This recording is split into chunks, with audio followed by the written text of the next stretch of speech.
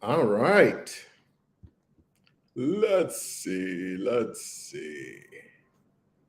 All right. So we're live on LinkedIn, YouTube. So we have something very special today. We have one of the amazing ladies from Peppy Five. We're going to be talking about their first deal. And one of the things that's unique about this when we're doing these funds is every one of the deals that we do is basically a flip. I'm a big fan of flipping businesses in the market that we're in right now. Because after everything that we've gone through for these last couple of years, it's just there are a lot of businesses that have a lot of potential, but the owners are kind of just worn out and they don't want to put more into it. And we talk to these owners every single day. And so this is a great example of a business that had a ton of potential. And the owners that took over the business were taking it over from the owners that we bought it from. They were taking it over from a distressed situation. The owner of the business had passed away. It was just kind of a lot going on, and it was very unexpected. And so they came into the business, and it was just okay, kind of all hands on deck to just make the business work. Just get the business working. And so they did an amazing job at that. And I've just seen this time and time again. There was a deal for a wine bar where it was the same thing where they just built this business from nothing. And they had this amazing business. I'm like, I said, why do y'all want to get rid of it? And it was like, we've put everything into getting it to this point, and we just don't have any more to give. And so that was the case with this business that we're going to talk about today. It's one that Angela is the lead on. She's also just getting into deal making, which is very exciting. So just understanding this world. But one of the things that I love about doing deals within a fund is you're flipping the businesses because there's nothing that you're able to just hold on to forever. So you have to go into the business with the perspective of, we're going to get rid of this as soon as we can get a certain amount of value. And we can't, in our funds, it's a 2-year fund. So if you buy it a year in or a year and a half in even, or even 6 months in, now, if you're 6 months in, you've got a year and a half left before you've got to sell it. So with these kind of deals, you're going in with very much a flipping strategy. I think it's something that's very much overlooked. Everybody talks about flipping real estate and flipping cars and even flipping sneakers. Shout out to my nephew. So people are even flipping sneakers, but you just don't hear many people talking about flipping these businesses, and it takes a different eye, it takes a different filter of how you look at that deal. So I am very excited to bring Ange on. Welcome. Hi. So I'd love to just start with you giving a little bit of your background before getting into this whole world of deal making. Absolutely. So I am the owner of ALA Public Relations. We help leaders and experts get booked on podcasts. And prior to even that, my background was in sports. So I played college basketball, played professionally, published a number of books. We got to take them back. You got some huge accomplishments in your background. We can at least tell them a little bit about what you're up to in St. Louis. Well, I played basketball, at St. Louis University, and then I played professionally in Germany. And then after that, I started publishing books and doing some basketball training, helping young women become better players on and off the court, leaders on and off the court. And COVID happened. And for everyone, it changed everything. And I'm no exception to that. And so I started thinking about, okay, well, what other skills do I have? And how can I work remotely? But what other ways can I invest? And so I started binging on Ace's videos around deal making and buying businesses, which kind of led me here. Yeah. And it was really cool. So when Ange and I first connected, she had already moved abroad. We met in Medellin. and got to just spend some time. It was just really could tell that she was going to make whatever she needed to happen. I think that's a part of too, just your experience being a professional athlete.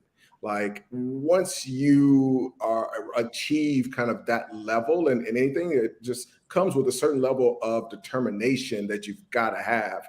And when we talked, I could just tell it's like, hey, she's going to make whatever decides to go down, she's going to make things happen. And so, I was really excited when, we talked about PEFI 5, which, we basically had this unique, I had talked on the channel, and this was months ago, but my channel, when you look at the statistics and demographics, it's like 97% male and like 80% white male. So it's just a very, it's just male skewed. And so I mentioned that I wanted some females to apply for the fund, because every fund up until that point was all male. And so I made that push. And fortunately, out of that small 3%, we were able to pull some amazing women and ended up, which wasn't even originally a possibility, it ended up with an all-female managed PEFI fund. And, I was very excited about that. And so Ange was one of the folks that decided to join that. But I wanted to invite her here today because she is the lead. That team has just completed their very first deal. I kind of gave a little bit about the business in the intro, but I wanted you to kind of just talk through like what that was like. First of all, going back to joining the program. And starting to learn just about this world of buying businesses and acquiring them with a private equity mindset instead of just a business owner mindset. What was that like for you getting introduced to this whole space? Well, I want to say I actually love our team. Brianna, Denise, Shirai.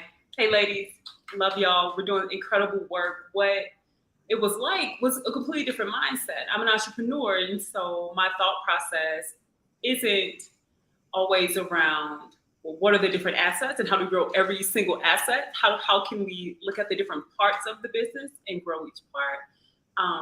Because I'm always looking at it as the whole. And I think one of the major shifts was reading, when we read all of the books on the list, and we read the case studies, and we saw how other people created deals, and learning that there's an infinite number of ways to structure deals. And the more creative you can be, the better, because you never know what the sellers are willing to negotiate. Yep. And it's that creativity on both sides. It's being incredibly creative when you're doing the deal. Three sides. Being incredibly creative when you close the deal with the seller, being creative in how you maximize the value of the business and all the assets within the business, and then being creative as far as how you exit and to whom you exit. And like each one of those three things can change everything. Like it can take this deal that, you might get a 2X on and turn it into a 90X, or just this really crazy multiple. So we get through all the training, and you decide to be lead for this very first deal. What made you kind of volunteer to be the lead on this first one? It was kind of what you said earlier. Like, I just wanted to jump in and learn and really deep dive into this business. We of course read the prospectus and learned about what the business was about and what it was capable of, and talked to the previous owners. And I thought it would be a great challenge, as always, to just learn and then be able to communicate what we're doing to the team and have our team work together within our specific strengths to grow the business. Now, one of the unique things that does make it complicated is we actually partnered with another fund to close this deal. So that adds another layer of complexity. And so talk about just navigating that from dealing with the seller. You've got, in this particular business, how many employees? there are 3 full-time employees, and then there's 8 or 9 contractors. So you've got all the employees or the team of the business. It's basically 12, 13 folks. And then you have this other fund. And then obviously you're also kind of managing the folks that are on your team, which is your fund. And so, one of the things that I like is giving somebody experience to deal with all of these different parts of doing a deal. Like maybe not every deal is going to have all of that, but in the future, it's going to be easy. If all you have to deal with when you do your next deal as a seller, it's like, oh man, that's like all I got to do is deal with you. Like I could negotiate and come up with creative ways to do that all day long. But talk about that experience of like really getting thrown in. First deal, you've got all of these different parties that you're managing and overseeing. I've learned the importance of clear communication more so than ever, and how as leaders we have to be thoughtful in what we say, especially when you have so many different stakeholders. I mean, for our team, it's how do I best understand the strengths of our team and what they're passionate about executing on to be able to help Wiz grow, and how do I keep them connected, because they're not necessarily in the day-to-day. They're not getting calls from the employees asking if the payment went through, right? Those are the calls and texts that I'm getting every day. And so how do I keep them informed and connected to the deal while helping us keep our strategic objectives in place? And our team is great. We're doing that. And then with the employees, it's how do we build connection with them so that they trust us? As you mentioned, the history of the company, there was an owner who passed. There were other owners who were part of the deal prior to us. And some of them have been with the company since the inception. So how do we communicate in a way that lets them know we are committed to growing the business? We care about them. There's some initiatives that they're asking about that we have to take seriously. And then how do we honor the commitments that we make to them? One thing that we've done is we've streamlined the payroll processes. And payroll is something I hadn't done prior. I hadn't had previous experience with this. And so I worked with our partner fund, and we had a great conversation and came up with a really seamless process that allows us to make sure everyone gets paid on time, because that is important. That's very important. That's one of those things, like you have to get people, it even just said, hey, it's not going to be the day you're supposed to be paid. It's going to be tomorrow. It's like, you are messing up my bills. Like I need my money. So literally had that situation occur. It was a Saturday morning. Actually, I hadn't talked about this. It was a Saturday morning. He emailed, one of the contractors emailed me. I said, here's the situation. The payment processor says it's going to be, hit your bank account on this day, which was like 4 days later, and email, this is unacceptable, yada, yada, yada. Said, okay, what's your phone number? Let me call you. So we had a call. We were able to get them paid via another way much faster. So at that point, I realized, okay, we need another system, because what we were doing wasn't working. And so in terms of working with the other fund, it takes a lot of commitment to the process of moving the business forward. We have different objectives. We're working together toward the same end, but we have different views on the way those things should occur. We have different personalities. And so trying to be very diplomatic, which allows us to continue to stay on the same page, because at the end of the day, that's what matters most. And so I'm growing in many ways.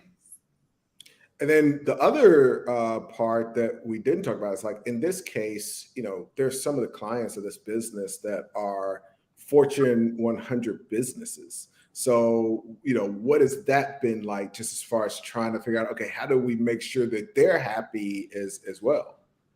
Great question. That's on our plan for this upcoming week, is now connecting to clients, because we're rebranding. We're doing some rebranding, starting with the website. And so we want them to be happy with how our brand represented, because it represents us, but it represents them as well because we're going to ask to use their logos. And so, we want to make And they're sure that billion-dollar businesses, so it's not just like, oh yeah, come in, like, we're just going to use this thing. We want to stay on the good side. exactly.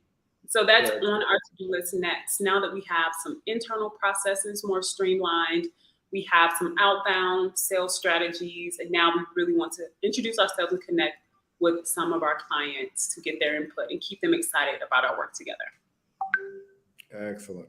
So one of the goals of this is that, after these couple years together, you walk away from this really just feeling like everything is on easy mode. Obviously for me, I've been doing this for 20 years. So when I'm doing deals, most of the time it's just, if I'm flipping a business, I'm going to take the business, I'm going to flip it. It is kind of on easy mode at this point. But I think it's getting each of you to that point because, hey, I want to invest in your deals in the future. So tell me just, like, how do you feel about that as far as like looking back to where you started? And then like what how you felt different just after the training portion. And then, looking forward from now after doing a deal, like, how do you project yourself forward from here? What are some of the changes that you're seeing? And do you feel confident that you're going to be in a place where it's like, okay, everything else will be easy after this? Well, where we started, we were so confused. I mean, to start, you're reading all of these books and you're reading about, millions, hundreds of millions of dollar deals, and you're trying to figure out, well, how am I going to do a deal like that? But I love that we were able to expand our minds because our deal isn't $100 million deal, right? Yeah. But the skills that we learned, the skills that we learned are applicable in the future. And so once we got into the deal and, we crafted our LOIs and we started like putting the documentation in place, that was a big shift because it became real at that point. And so starting with, I'm not really sure what this is, but I think it's going to work because we see that it's working. We've read through all the materials, so we were able to see how deals were crafted. Now being in it and working with another fund, I mean, we are comfortable and confident with the next fund that we do together. The next deals that we do together, we'll know so much more. So all of us are growing. And for the future, I mean, we're already having conversations around, y'all want to work on some other things together? What would that look like? And I'll definitely feel confident and comfortable with doing other deals just because I'll know to think about payroll at the very beginning. That's not something that would blindside me at all. Yeah. Well, and I could go ahead and tell you, there will be something else to blindside you, but it won't be that one. Right. But I think that is the thing. It's like getting to a point where you just don't mind being blindsided. It's like you can't predict what's going to happen, but what you can do is kind of build the fortitude that, hey, no matter what happens, it's kind of like a fighter being in a fight. You know what I mean? Like, Mike can't say, okay, I bet he's going to do this uppercut 2 minutes into the second round, and that's what I'm going to. So you can't plan. But what this does is it just makes you really malleable, so you're able to adjust to any situation, because that's what really being a deal maker is. So that makes sense. That I get that. That makes sense. And what I hear you saying also is that you'll be able to anticipate a little bit more. Yeah. When you see things coming. Oh, okay, I know what this means. Here are the signs, and then respond accordingly. Exactly. So the first deal is always also just the most difficult. Everything is brand new on the first deal. So I'm very excited for y'all's future deals to come. We've got a very cool setup in the pipeline that I'm very excited about. But thank you so much for coming on. And so if somebody was thinking about getting into private equity or just getting into flipping businesses as an individual, what would you tell them, coming from the perspective of entrepreneur before this process, never really considered buying businesses? Like, what would you tell somebody that was kind of considering this world over the entrepreneurial world?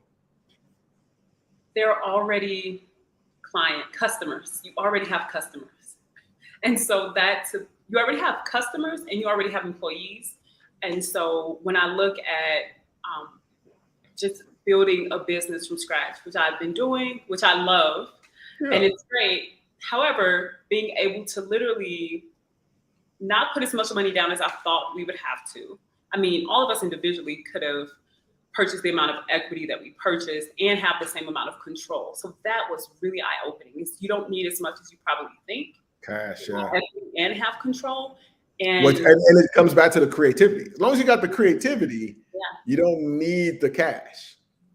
exactly, which was huge. So I would say my advice would be just start getting into deals, learning about different businesses, and then talking to owners and seeing if they're open to selling, because you might be surprised. And then you already have customers and employees, and that makes a very big difference. And they know what they're doing already because they're already running the business versus having to train them.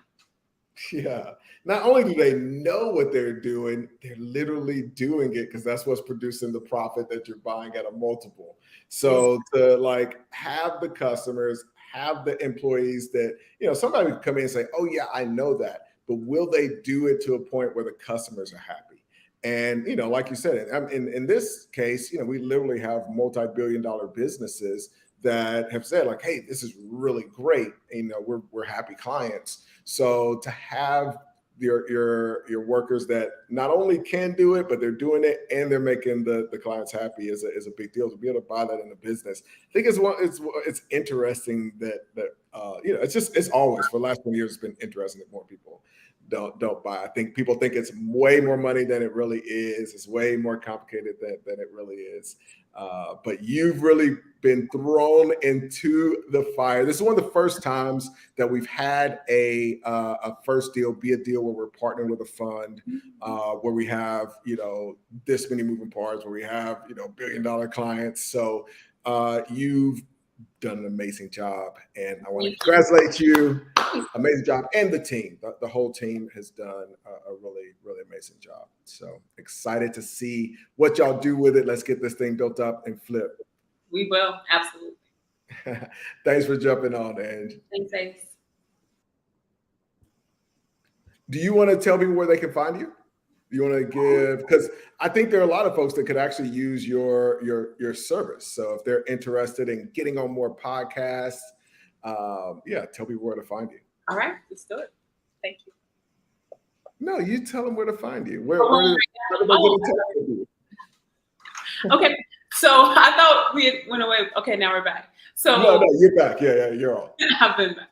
Okay, so if you want to reach out, you can find me at AngelaRLewis.com, Angela_R_Lewis on Instagram, or email me info@AngelaRLewis.com.